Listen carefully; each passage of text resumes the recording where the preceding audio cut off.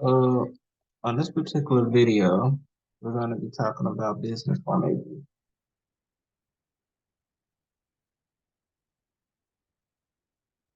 And so first one up is proprietorship. Basically, it's just one person owns the company or is the owner. Um, you're not protected with a sole proprietorship, meaning personally, um,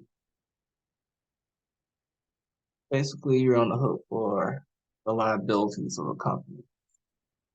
But it is the easiest of all the formations to set up. There's not a lot of paperwork. You pay on your profits from your personal tax return.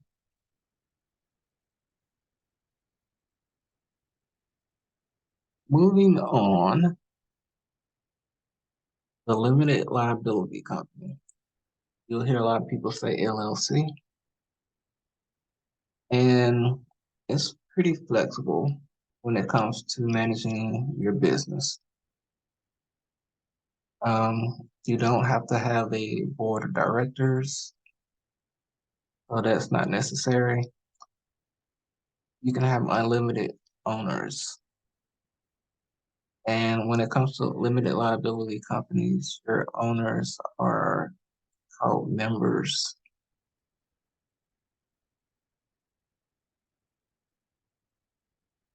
You are protected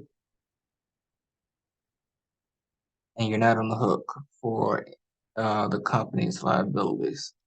You're not on the hook personally, that is. With a sole proprietorship, like your house could get taken by the bank, something like that. So they can come after your personal assets with a sole proprietorship, but you're protected with a limited liability company. Um, One of those drawbacks is you can't go public, limited liability company.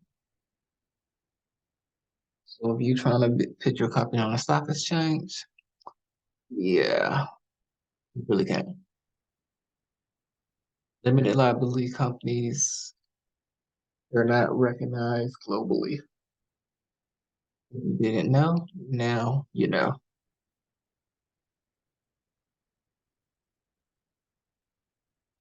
And it's also possible that your limited liability company would be taxed as a corporation.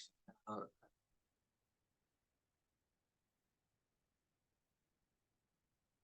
as corporations, the owners can get common stock. Common stock is different from a preferred stock. Common stock is it comes with voting rights. Preferred stock, if the company went out of business, preferred stockholders will get um, their share first. So that's like a big difference in preferred stock and common stock. Preferred stock doesn't come with voting rights, but it does have priority to the dividends. All right. Um, as corporations, you're not personally liable for the liabilities of the company. You're taxed only once. You must have a board of directors. And usually, these are your smaller companies, not your trillion-dollar companies.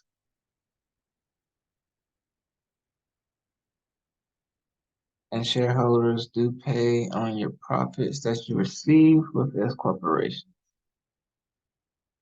And another drawback is continued fees and filings to stay in compliance.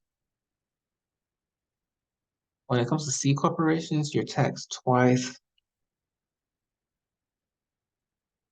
And you're taxed twice because the corporation pays on a corporate level, and then as a shareholder, you're being taxed also on your income. But it's good to be a C corporation if you want to go public one day. And you can also issue shares of your stock to founders, employees, and investors. And like a lot of CEOs of these C corporations, like they work based off of their performance, and they get so many shares a lot of times, depending on how good their performance is.